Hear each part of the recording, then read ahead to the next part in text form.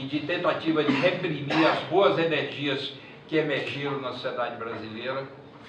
Eles têm representação em todos os parlamentos no Brasil. Eu acho que a sociedade brasileira foi muito leniente com o crescimento desse fenômeno, permitindo que eles discriminassem as religiões afro-brasileiras, demonizando as práticas religiosas que eles nem pensavam existir e já era uma dimensão da espiritualidade da humanidade.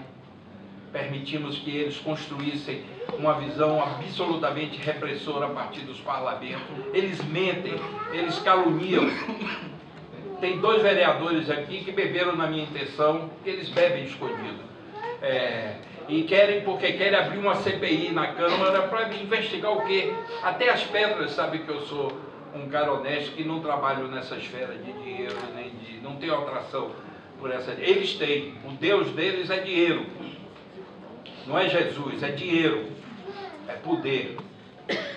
Outra força importante é o golpismo. O Brasil viveu um processo de redemocratização, mas o Brasil, historicamente, acochambra tudo, não consegue ser radical, ir à raiz das coisas. O Purão, que sustentou a tortura, a barbárie da ditadura militar no Brasil, estão soltos, conspirando e vão voltar para o poder. Já tem pessoas fazendo levantamento de quantos que participaram da barbárie.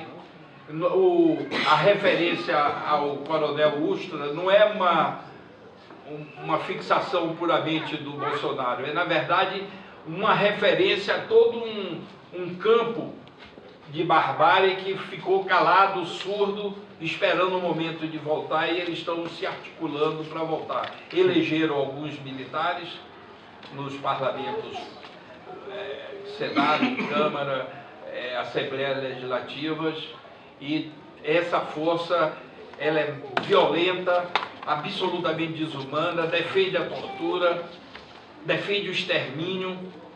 Eles estão falando abertamente em exterminar em torno de 30 mil pessoas no Brasil, mas eu acho que, diferentemente do período da ditadura militar, eles vão ser seletivos. A diferença entre um golpe e outro, que esse golpe jurídico, mediático e parlamentar, ele trabalha sutilezas, tem a fake news, ou seja, a mentira, a hipocrisia, como instrumento principal. Mentem para construir um campo de apoio na sociedade. É evidente que nem todos que apoiam são fascistas. Eu conheço uma quantidade enorme de pessoas que estão apavoradas, sem perspectiva, vendo a miséria bater a porta, vendo a pobreza voltar para os seus ambientes, que querem uma saída imediata e foram, de alguma maneira, capturados por esse projeto conservador e reacionário, e muitas vezes contra a própria condição da pessoa, de pobre, de negro, de homossexual. Então temos que ter muita sensibilidade e compreender de que os que participam muitas vezes não são, em essência, parte daquele fenômeno que nós estamos vendo. Os que apoiaram o nazismo na Alemanha, os que apoiaram o fascismo na Itália e na Espanha, nem todos eram, muitos inclusive se surpreenderam quando, depois da derrota desses projetos, eu não sabia que tinha campo de concentração, não sabia que tinha câmara de gás, porque na verdade o encantamento por essa energia negativa, ela existe, é quase tão forte quanto o encantamento pela utopia, pela felicidade, pela alegria, e nós estamos caminhando para isso. É uma disputa entre 2 polos de projetos de humanidade. No Brasil vai se realizar uma disputa central para a humanidade. E o mundo inteiro está preocupado com o Brasil pelo tamanho, pela importância do Brasil, pela capacidade de liderança do Brasil. O que acontecer aqui terá repercussões no mundo inteiro, talvez fortalecendo essa extrema-direita racista, homofóbica, misógina. Mas a luta não terminou. Nem a luta eleitoral terminou. Nós temos menos chance de vencer do que eles, mas temos chance de vencer.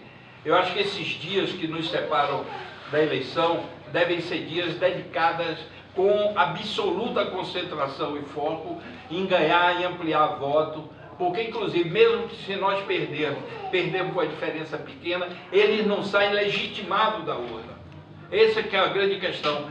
Essa eleição é a busca de legitimação, porque eles já perderam 4 eleições no Brasil. A direita aí, não só essa extrema-direita, mas a direita em geral, os neoliberais,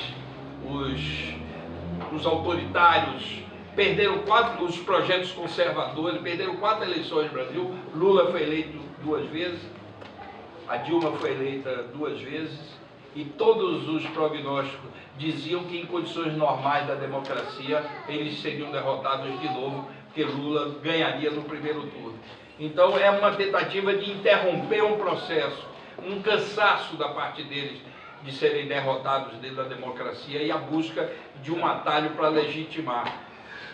Essa massacrante mistificação e manipulação da opinião pública, concentrando no PT e em Lula, mas na verdade contra todo um projeto de fortalecimento do Brasil enquanto país soberano, com política externa autônoma e independente, com institucionalização de direitos. A baixa cultura democrática do Brasil não permite que a gente valorize o suficiente o que é incluir na superestrutura legal do país direitos de minorias, direito de não ser massacrado nem molestado, direito de ter futuro e, portanto, que a sociedade abra perspectivas de crescimento. A gente começou a viver um processo. Na verdade, a democracia brasileira é frágil, é perversa ainda, ela ainda é, eu não vou dizer indefensável, mas a defesa dela é pelo que ela pode ser, pelo processo que a gente estava vivenciando, de ter futuro, de ter alegria, de ter possibilidade de acreditar que a vida coletiva pode dispor saídas e condições melhores para todos. Então eles vão vir para cima de tudo, da vida democrática, vão vir para cima dos programas sociais, vão vir para cima de direitos, vão privatizar o patrimônio brasileiro, vendendo a preço de banana, como é o pré-sal, mas outra, o Brasil tem 17% da água potável do mundo, a Coca-Cola quer comprar todo o aquífero Guarani, que é o maior aquífero do mundo. Eles vão disponibilizar, através de nova legislação, a possibilidade de explorar a Amazônia. O Bolsonaro disse isso ontem.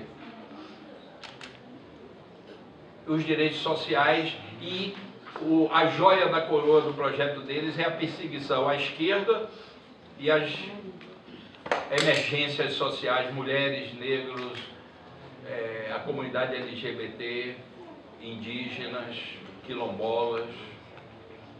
Então, para isso eles precisam disseminar o ódio. Todas as sociedades no mundo, todos os países no mundo que têm riqueza natural estão sendo atacados por uma redefinição do mundo através da força das grandes potências, do capital financeiro e das grandes empresas. Nos países árabes isso já é o cotidiano. Eles inoculam o ódio, a guerra fratricida, e muitas vezes as pessoas têm um sentimento histórico que estão vivendo algo ali, mas na verdade é uma indução de fora para dentro. Nós estamos sendo induzidos nesse momento ao ódio, à fragmentação da sociedade brasileira, à inviabilização do Brasil como nação. E nós vamos ter que valorizar também os referentes culturais que nos unificam, além de continuar fortalecendo o conceito da diversidade como um patrimônio do Brasil. Vamos ter que buscar fortalecer o que nos une, num sentido muito mais amplo do que muitas vezes a gente imagina, a língua portuguesa, toda a parte cultural que foi apropriada pelo conjunto da sociedade e que de alguma maneira representa essa nação. Isso vai ser uma emergência, uma necessidade imediata. Então o que eu tenho a dizer? Eu ainda estou na batalha, subjetivamente comprometido que a gente vença. Nós vamos batalhar com uma desigualdade enorme. A máquina que eles botaram tem centenas de milhares de robôs funcionando para espalhar fake news. Já estão anunciando que vai vir uma onda de fake news nos 2 últimos dias da eleição. Os computadores são fora do Brasil, dizem que é em Andorra, um dos principais centros desses computadores, para evitar qualquer possibilidade de interferência. Eles têm o comprometimento de boa parte das instituições que caberia defender a democracia, Judiciário, boa parte do MP, Polícia Federal, o Judiciário, eu disse, Parlamento. Então, nós temos uma desigualdade de condições, mas não é a primeira vez que a gente vence em desigualdade. Então, temos que insistir, vencer, vencer ou vencer, e nos preparar para, caso a gente não consiga, fazer uma resistência inteligente, manter o afeto. A cultura tem um papel de, como foi dito aqui, manter o afeto, a referência utópica, as possibilidades de felicidade no futuro.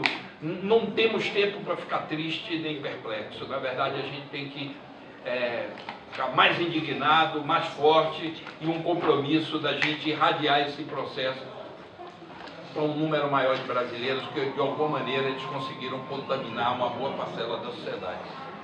Eu não sabia que ia falar, tudo veio aqui de dentro, porque eu não paro de pensar nisso esses dias. Muito obrigado.